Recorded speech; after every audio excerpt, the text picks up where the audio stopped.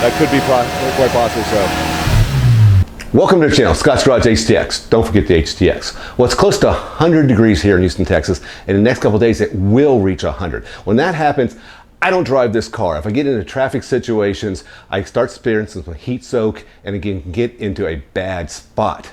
That took me to TunedbyNelson and PlaybackREC here in Houston, and we started to go over some ideas of how to cool this car off in all conditions.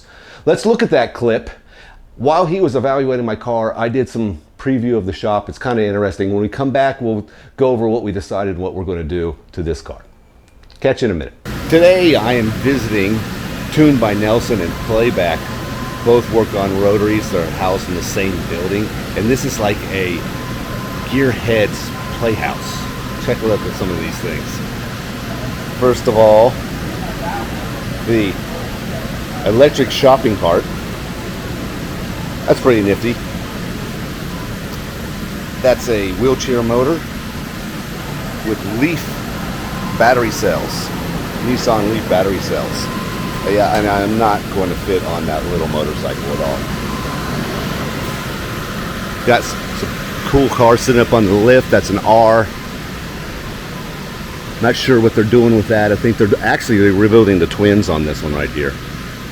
Stripped down motorcycle. Hey, anybody want a 20B? I believe this is slated to go into that. That's really cool. Again, nice Nissan setup here.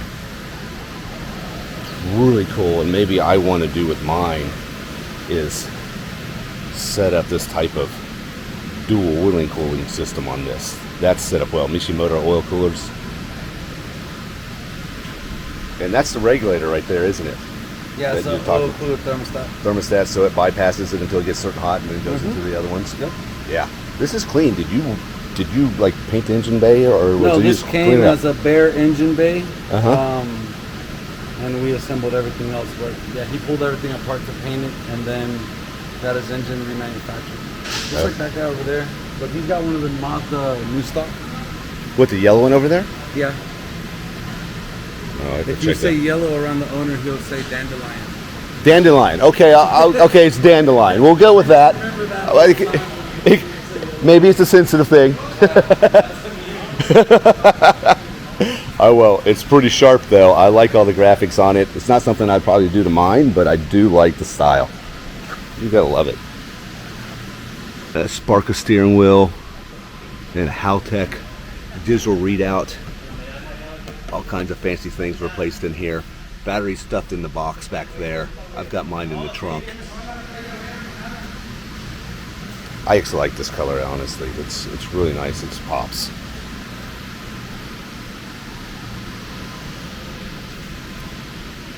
S2000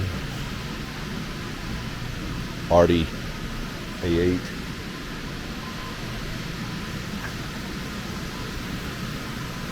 One of these little, I think, E-market cars over in Japan. Specific class of Japan. I don't know if it gives you a different tax bracket, something like that. But they're all over in Japan. We showed one in the Radwood video that we had a couple weeks or months ago. Nice looking Carmen Ghia. Interior's all gone through. One of my favorite cars though is this right here. This is a work in progress, but wow, is it nice. I like this little 2.5 twin turbo Toyota Supra.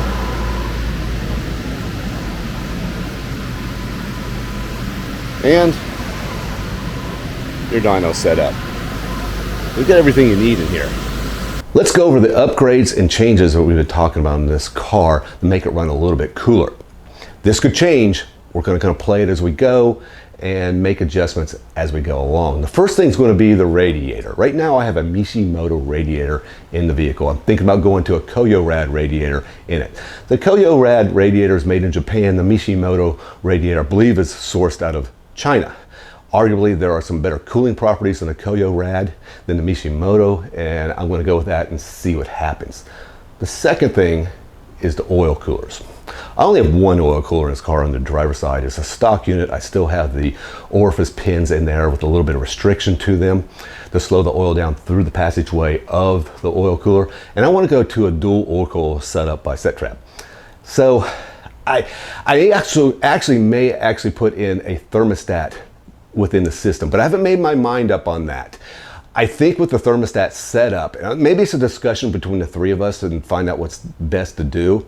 But with the thermostat setup on the oil coolers, I think there's actually even a restriction within the thermostat, even when the thermostat is wide open. So that's something we have to discuss, and we'll just kind of figure that out. It may or may not have that thermostat on it. It will have ducting in there on these parts of the car right here to force the air into the oil coolers. That will be key. The third thing is the air box, and it might actually be the biggest contribution to lowering the heat in this car now that I think about it. Because when you look at this setup here, this is sucking in a lot of intake heat. This is collecting all the heat in this engine bay right here and bringing hot intake temps to the car. There is a system that's a carbon fiber system, looks great, quite honestly. A carbon fiber box that sits here that sucks in air. It's a ram air cold air box, and it'll take air from the bottom sucker here underneath of the car and put fresh air into a ram air system around here and then duct it into the turbo inlets. I believe you have to go back to the stock turbo inlets to do that. I'm not sure on that. That's a question to be asked and figured out. I don't think we can still use these HKS setups here for that type of system. But it probably will contribute a lot to my intake temperatures going into this car.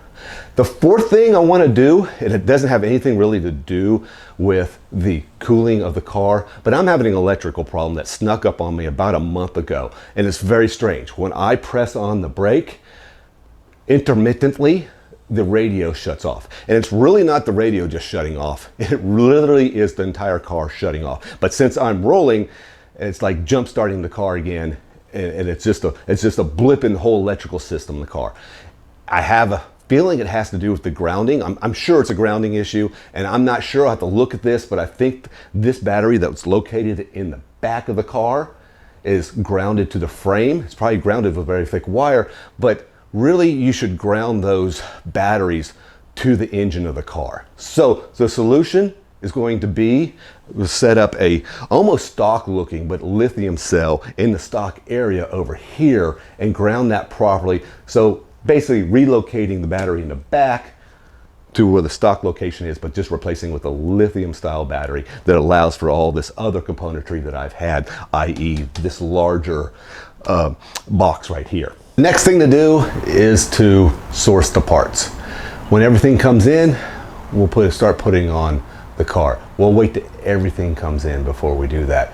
As busy as I am with other projects in the shop, I may outsource this to the shop out there. Probably will. But we will film along with them on some of this project stuff just to include everybody.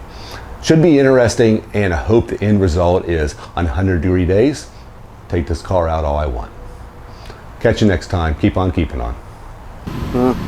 Hola, papi, papis.